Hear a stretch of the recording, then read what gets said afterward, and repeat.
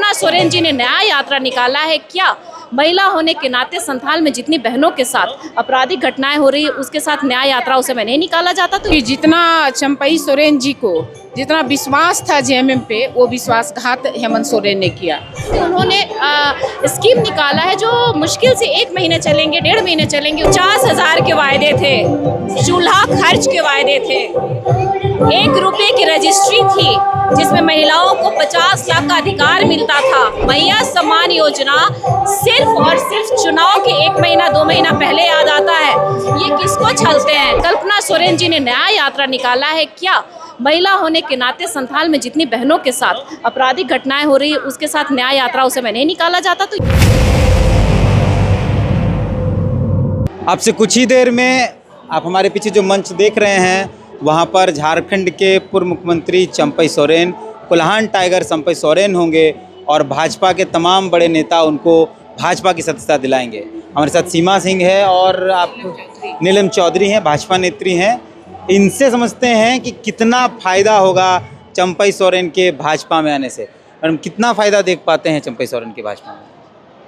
देखिए, ये आम जनता समझती है, ये बहुत पुराने और ज़मीनी स्तर के कार्यकर्ता हैं और इनके अंदर कुछ ऐसी भावनाएं थी, उन्होंने जब व्यक्त किया और उनको लगा कि यहाँ से हमको हटना चाहिए और आना चाहिए और उन्होंने अपने सहमति से भाजपा में हम लोग सभी सहृदय स्वागत करने के लिए यहाँ पे आज उपस्थित हुए हैं। तो ये आम जनता और ख़ासकर जिस समुदाय से और जिन जगहों से आते हैं उनके लिए एक संदेश है कि कहीं ना कहीं असंतोष व्याप्त है, जिसकी वजह से ऐसे जेएमएम टूट रही है और उनके लोग जो उनके कहीं ना कहीं मजबूती के साथ खड़े थे, उस दौर में खड़े थे जिस दौर में जेएमएम अपने आप को स्थापित कर रही थी, वैसे दिग्गज नेता का आना हमारे लिए, तो हम लोगों ने सभी आप देख रहे हैं कि कैसे हर्षोल्लास के साथ तैयारी कर रहे हैं, स्वागत कर रहे हैं। तो ये आम जनता आने वाले चुनाव में तय करेगी कि इसका क्या इफ़ेक्ट हो रहा है।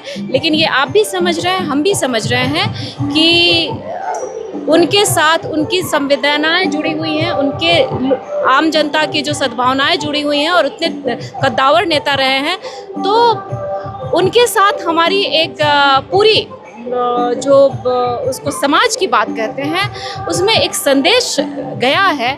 और ये हमारे लिए और आने वाले दिनों के लिए, ये हेमंत सरकार के लिए बहुत चेतावनी भरा ये संदेश है कि कैसे संगठित लोग किस कुर्सी और किस सिर्फ अपनी कुर्सी और अपनी गद्दी बचाने के लिए और अपने परिवार की राजनीति करने के लिए ऐसे दिन उनको देखने पड़ रहे हैं। कोल्हान जो है वो गढ़ माना जाता है जेएमएम का, चंपई सोरेन कोल्हान टाइगर कहे जाते हैं। क्या लगता है कि चंपई सोरेन के आने से कोल्हान में भाजपा का कमल खिलेगा?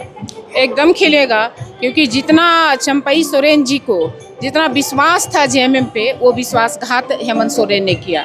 वो तो इसका तो असर पूरे कोल्हान क्षेत्र पे आपको देखने को मिल रहा है। 5 जो इनके नेता इनके साथ थे उस क्षेत्र के, वो आज नकल वो भी आएंगे, क्योंकि सब कोई जान रहा है कि हेमंत सोरेन की सरकार वंशवाद की सरकार है, परिवारवाद की सरकार है। और जो इन्होंने जो केवल आदिवासी का जो सामने चेहरा रख के जो काम कर रहा है, वो इन लोग भी समझ चुके हैं कि वो आदिवासी के लिए कुछ करने वाले नहीं। कि आए दिन देख रहे हैं झारखंड में आदिवासी महिलाओं के साथ सबसे ज़्यादा शोषण हो रहा है, बलात्कार हो रहा है, जो भी अपमानित हो रही है आदिवासी महिलाएं हो रही है। तो उनके लिए आज तक हेमंत सोरेन क्या किए? चंपई सोरेन जी जो आ रहे हैं उनका यही कहना है कि जो हम करना चाहते हैं अपने लोगों के लिए, इस झारखंड जो अलग राज्य बना आदिवासी के लिए, उन लोग के लिए कुछ करना चाहते हैं, उस पार्टी में रख के हम नहीं कर पा रहे हैं। तो मुझे एक जगह मिला अभी बीजेपी का दामन थामे कि अब यहाँ से रख के आदिवासियों को न्याय दिलवाएंगे, उसके हक दिलवाएंगे। तो एकदम तो आना ही है, फ़ायदा तो होना ही है, क्योंकि सबका विश्वास अब जेएमएम से हटता जा रहा है और सबका रुझान अब बीजेपी की तरफ हो रहा है कि वही एक पार्टी है कि सब संप्रदाय, सब जाति को एक समान, एक हिंदुत्व की भावना लेके चलती है। अच्छा, 6 महीने का जो चंपई सोरेन का कार्यकाल रहा, उसको एज ए भाजपा नेत्री आप कैसे देखती हैं? क्योंकि शायद सहज महसूस करना ही पड़ेगा चंपई सोरेन के साथ। नहीं, सहज महसूस की नहीं, आप उनके कार्यकाल को आप देख रहे हैं, आप मीडिया में देख रहे हैं। उन्होंने एक स्टेटमेंट दिया था कि बेदाग 7 महीने की सरकार बेदाग, उनकी अपनी स्टेटमेंट थी। तो कहीं ना कहीं तथ्यों पे थी और कहीं ना कहीं ये बिना कहे आरोप भी था कि ये सिर्फ 7 महीने की बेदाग सरकार है। इसका मतलब कहीं ना कहीं अनकहे शब्दों में आरोप भी कहा गया था कि जो जेएमएम में हो रहा है और जिस तरीके से आप अभी देखेंगे, इतनी सारी वादों के साथ, इतनी सारी महिलाओं के वादों के साथ खड़े होने के बावजूद भी, युवाओं के साथ खड़े होने के बावजूद भी, उनके लिए घोषणा पत्र में वादे निकालने के बाद भी कहीं ना कहीं वो विफल हुए हैं। ये आम जनता जानती है। अब जैसे जैसे चुनाव आ रहा है वैसे वैसे उन्होंने स्कीम निकाला है जो मुश्किल से 1 महीने चलेंगे, 1.5 महीने चलेंगे। उसके बाद आपको पता है कि आचार संहिता में सारे योजनाएं रद्द हो जाएंगी, विफल हो जाएंगी। इनको बहुत समय मिला काम करने के लिए।